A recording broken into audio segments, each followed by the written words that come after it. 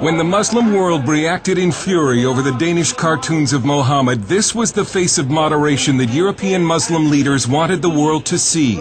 The mainstream Muslims living in this country want to show that we can express our protest in a very legitimate, in a very civil, in a very courteous way. But this is the other face of European Islam.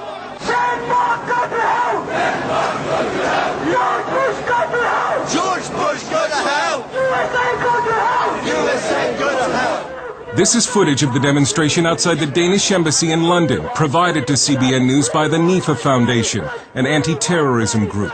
What you can't see in this video is that one of the demonstrators is dressed as a suicide bomber.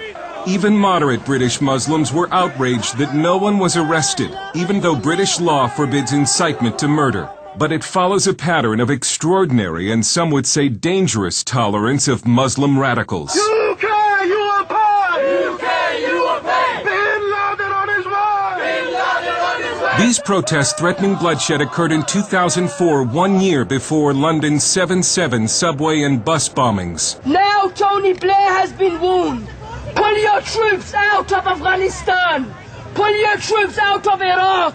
And if you do not pull your troops out, you will get bloodshed on the streets of London. Again, no one was arrested, and moderate Muslims tried to keep the media from publicizing what for them has become a public relations nightmare. Yeah, that's disgusting. I mean, it doesn't serve any purpose. These guys don't represent me. They probably don't represent most Muslims in this country, and they do a disservice not only to, living here in the UK, but they do a major disservice to Muslims. They may not represent the views of most British Muslims, but polls do suggest the Muslim middle is radicalizing.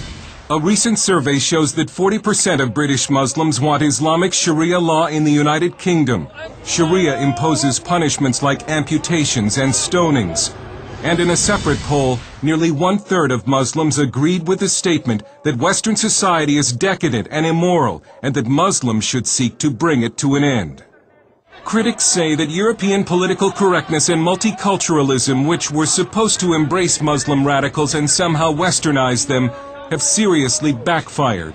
And now Western Europe seems paralyzed by the political correctness that grips the government and the media. One of the biggest fears for a lot of commentators, whether they're terrorist commentators or commentators on the Middle East, is if they actually address this whole issue of Islam and start to question it, what they fear is being labelled as an Islamophobe. There's a real reluctance to offend the ethnic communities of any sort, let alone the Muslim community.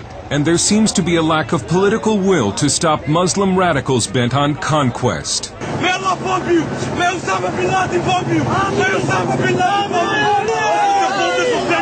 So we can invade their country and take their wives and war booty! Allahu Akbar! The Dutch parliament has tried to strike a blow against radical Islam by voting to ban the burqa and veils. But that exposes unveiled women to being raped by Muslim men as punishment. There is reported to be a growing rape epidemic of unveiled women in Europe. In London, Shadow Homeland Security Director Patrick Mercer of the Conservative Party says Britain remains in denial and thinks it is protected by what he calls pointless legislation. But you have to ask yourself, what is a piece of paper going to do to an Islamist fundamentalist, or any other form of fundamentalist terrorist for that matter, and its suicide bombers? Are you going to be able to hold this up in front of them and say, don't blow yourselves up, otherwise we'll get really cross? In France, the government continues to pretend that Muslim anti-Semitic violence is not a problem, but it couldn't keep tens of thousands of Frenchmen from marching last month after the brutal murder of a young Jew named Ilan Halimi by French Muslims. Halimi was held for ransom and then tortured to death by Muslim immigrants who phoned his family and recited to them verses from the Quran as their son screamed in agony. French conservative political writer Guy Milliere. A lot of Jews in Europe, and especially in France, are really scared about the future.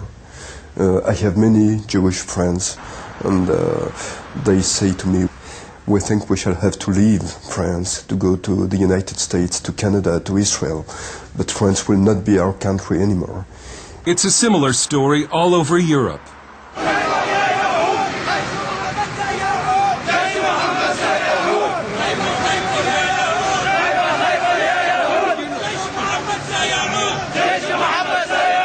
And in the wake of the cartoon protest, a worldwide group of intellectuals recently signed a declaration that states, "After having overcome fascism, Nazism, and Stalinism, the world now faces a new global threat, Islamism.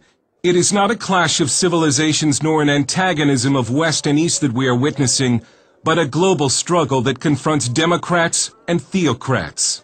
And Europe's problem with radical Muslims is our problem too."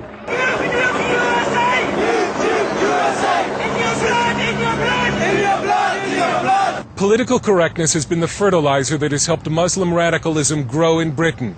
Political correctness intimidates the media and law enforcement. But Europe may be forced to choose between political correctness and the survival of its civilization. Dale Hurd, CBN News, London.